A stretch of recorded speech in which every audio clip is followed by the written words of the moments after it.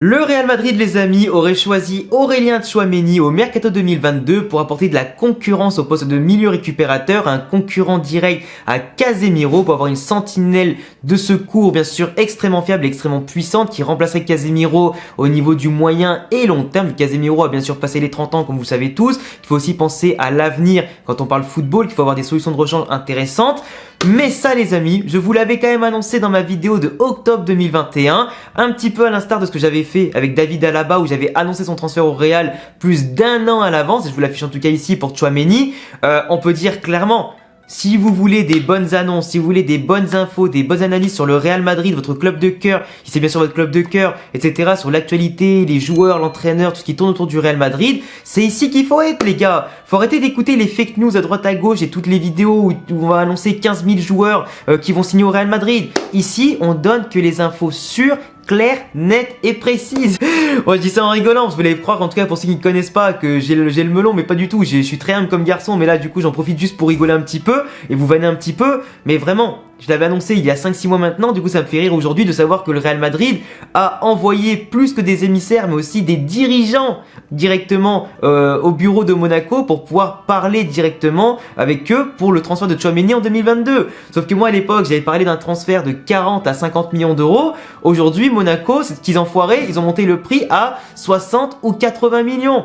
Donc forcément, ça fait un peu chier, ça fait un peu refroidir les ardeurs du Real Madrid qui bien évidemment est quand même désireux d'acheter ce joueur-là, même si on a prévu un Mercato 2022 et Pérez a prévenu tout le monde dans la presse que ça allait être XXL, mais du coup ce Mercato-là, entre potentiellement Haaland, Mbappé avec sa prime à la signature, plus les salaires à verser, du coup potentiellement aussi un arrière droit pour apporter de la concurrence à Carvajal, parce que Lucas Vazquez joue beaucoup plus que prévu à ce poste-là, et il faut forcément se renforcer aussi, plus forcément de quelques petites recrues qui vont venir pour pallier les possibles départs des cadres comme Isco, Marcelo, Gareth Bale, etc. Enfin les anciens cadres plutôt, et peut-être des joueurs qui vont partir parce qu'ils jouent pas assez. Voilà, donc on a un Mercato XXL qui s'annonce en 2022, donc forcément dépenser 80 millions d'euros pour Tchouaméni, c'est quelque chose de très bien à moyen et long terme, mais par contre c'est un peu cher quand même pour un joueur qui joue en Ligue 1 à Monaco, même si Monaco c'est un club très prestigieux en termes français, en termes européens, qui a quand même une histoire, tu vois ce que je veux dire, faut pas non plus déconner.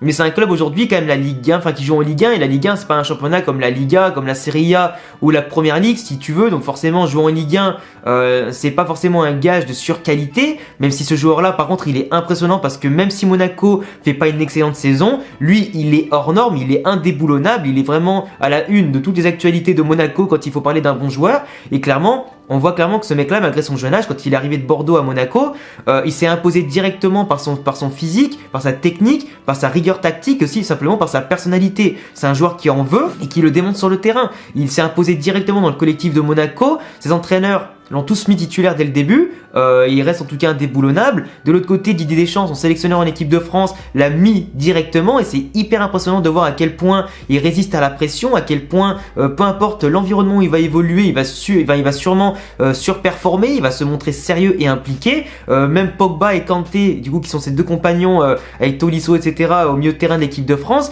ils ont tous fait des éloges mais immenses sur lui. C'est un joueur qui peut jouer récupérateur comme relayeur parce qu'il a des qualités techniques et physiques qui sont indéniable, tu vois. Même si aujourd'hui le Real Madrid le voit plus comme un futur milieu récupérateur du Real Madrid, pour qu'on a un milieu de terrain, Tchouaméni, Camavinga, Valverde à l'avenir, pour remplacer Kroos, Casemiro, Modric, qui sont bien sûr la référence et qui le seront encore, je pense, au Real pendant encore 1 an ou 2, suivant comment les efforts seront dosés, suivant s'il y a des blessures, pas blessures ou pas. Mais c'est clair qu'avoir déjà un trio d'avenir, Camavinga, Valverde et Tchouaméni, c'est hors norme. On se rend pas compte à quel point l'avenir, là, techniquement et physiquement, il est bouché au Real Madrid, il est bouclé. Plus des Ceballos pour apporter un peu de technique, etc.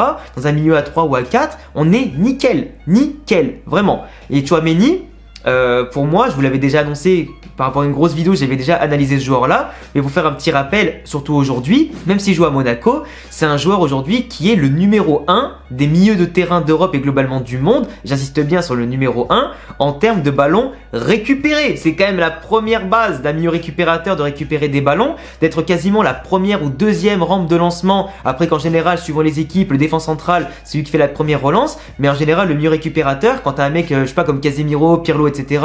Et suivant les équipes aussi, les Kimmich, les Busquets et tout ça, c'est en général le milieu qui va lancer vraiment les offensives avec une grosse relance, une belle passe, une grosse transversale, etc. ou une relance précise pour casser des lignes, pour mettre en place des situations aussi offensives et qui va apporter de l'équilibre. Et en tout cas, Tchouaméni, tout comme un Casemiro, va apporter beaucoup d'équilibre parce qu'il récupère beaucoup de ballons. En comptant les ballons sur tacle glissé récupérés sans faire de faute, en comptant les ballons interceptés dans lesquels il est numéro 1, en comptant les ballons qu'il va ratisser dans les surfaces dans lesquels il est aussi numéro 1, c'est un joueur impressionnant et il fait aussi beaucoup de passes clés dans les occasions qui vont amener des frappes, qui vont amener des dribbles, qui vont amener des occasions.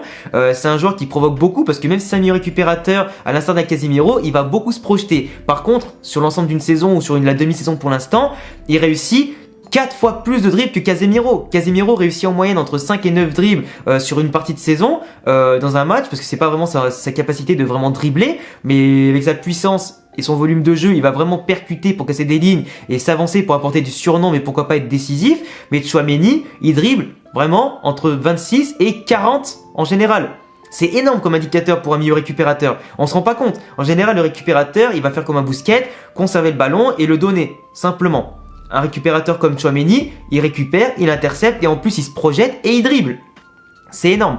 Et il apporte du coup autant une palette défensive intéressante que offensive. Donc défensive, offensive. Et surtout, par sa technique, sa vision du jeu, son volume de jeu, il apporte plus de danger qu'un Casemiro. Il se projette plus et surtout plus proprement. Il réussit plus de passes. Il perd moins de ballons aussi. Et il a un temps de réaction qui est un peu plus rapide. Parce que Casemiro, on sait souvent qu'il se traîne un peu la patte des fois. Il a un peu trop en confiance et il perd souvent des ballons bêtement qui nous mettent dans la merde. En étant un peu nonchalant. Mais lui, en tout cas, il se montre toujours disponible, toujours en mouvement. Et c'est intéressant. C'est intéressant. Mais Tchouaméni, par contre, moi il y a un truc qui m'embête un petit peu parce que j'avais déjà parlé de tout ça, ses caractéristiques physiques, techniques et tactiques. Je vais pas forcément revenir dessus pendant une vidéo de 15 minutes, mais moi ce qui m'embête un peu, c'est de le payer 80 millions d'euros pour qu'il soit sur le banc. Parce qu'en fait, c'est triste à dire, mais un Ancelotti aujourd'hui est trop conservateur. Un Ancelotti qui est pas assez dans la rotation, même si là il commence à comprendre et son fils qui est son entraîneur adjoint lui a vraiment dit que là les changements, et on a déjà vu un petit peu les consignes un peu changer dans ces derniers temps, qu'il faut faire des rotations. Les joueurs aujourd'hui, ils ont plus 20 ans, 25 ans, et surtout qu'on enchaîne les matchs à haute intensité, Copa del Rey, Ligue des Champions, Liga, et c'est important quand même de faire tourner et donner la confiance aux jeunes et donner du temps de jeu pour le rythme, etc., les automatismes. Et Tchouaméni, s'il coûte entre 60 millions et 80 millions d'euros, je veux dire, on n'est pas Manchester City. On n'est pas le PSG, on peut pas avoir des joueurs qui nous ont coûté 50 millions, 60 millions et les foutre sur le banc. Eden Hazard, 100 millions d'euros et quelques, il est sur le banc parce qu'il est pas assez bon par rapport à ses concurrents Asensio, Rodrigo, Vinicius, qui eux, qui ont coûté moins cher, se donnent sur le terrain et surtout ont été moins blessés, moins malades, moins absents et surtout qui ont été décisifs. Voilà. Après, on n'est pas City, comme je le disais, à avoir des titulaires à 80 millions d'euros et des remplaçants à 50-60 millions d'euros, mais on est quand même le Real Madrid. On a une institution, on a de l'énergie, on a de la puissance financière et on a un prestige aussi. Tchouaméni, 80 millions, 20 ans et quelques, même s'il résiste à la pression de l'équipe de France, à mon avis, il s'entendra parfaitement avec les milieux de terrain du Real, le collectif qu'il y a, et surtout, il saura parfaitement s'intégrer, il n'aura pas la pression du Real Madrid, même si la pression là-bas, c'est pas celle de Monaco, vous l'avez compris. Mais pour moi, en dehors de tout ce contexte-là, je trouve que payer 80 millions d'euros pour le foutre sur le banc, si c'est que 1 an, pour que vraiment, tu vois, il s'habitue, qu'il apprenne, qu'il s'acclimate au truc et qu'il apprenne des meilleurs, pas de souci. Après, c'est la concurrence qui fait le boulot, hein. Parce que Casemiro, s'il est toujours hors norme et qu'il est meilleur, tu le mets, parce que c'est le meilleur milieu de terrain actuellement aujourd'hui. Enfin, le meilleur milieu de terrain récupérateur au monde actuellement. Y a pas photo. Donc, s'il garde le niveau, tu le mets.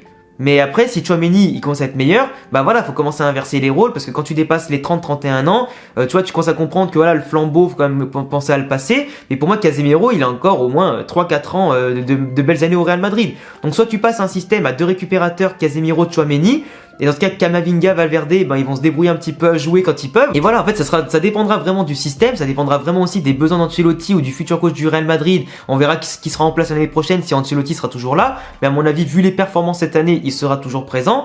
Donc voilà, ça dépend vraiment de la forme du moment, des cadres actuels qui sont les meilleurs du monde et à voir s'ils conservent ça l'année prochaine, s'il n'y a pas de blessure, s'il n'y a pas d'absence. Et voilà, après si Tchouaméni vient et que vraiment il s'impose et qu'il rentre dans la rotation, qu'il joue beaucoup et qu'il perd pas le rythme, moi je peux vous dire que vraiment on va se régaler pendant des années devant Mbappé, peut-être Haaland en plus et Vinicius et derrière Tchouaméni, Valverde, Camavinga.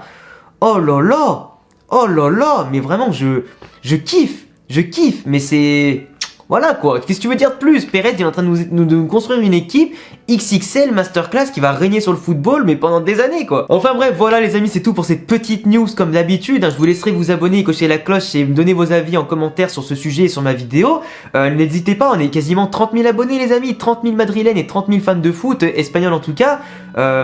J'espère qu'on sera encore plus nombreux cette année. Du coup n'hésitez pas à me rejoindre, abonnez-vous aussi à mes réseaux qui s'affichent ici et en description. Et à bientôt la famille pour de prochaines vidéos. Et oui, ciao ciao.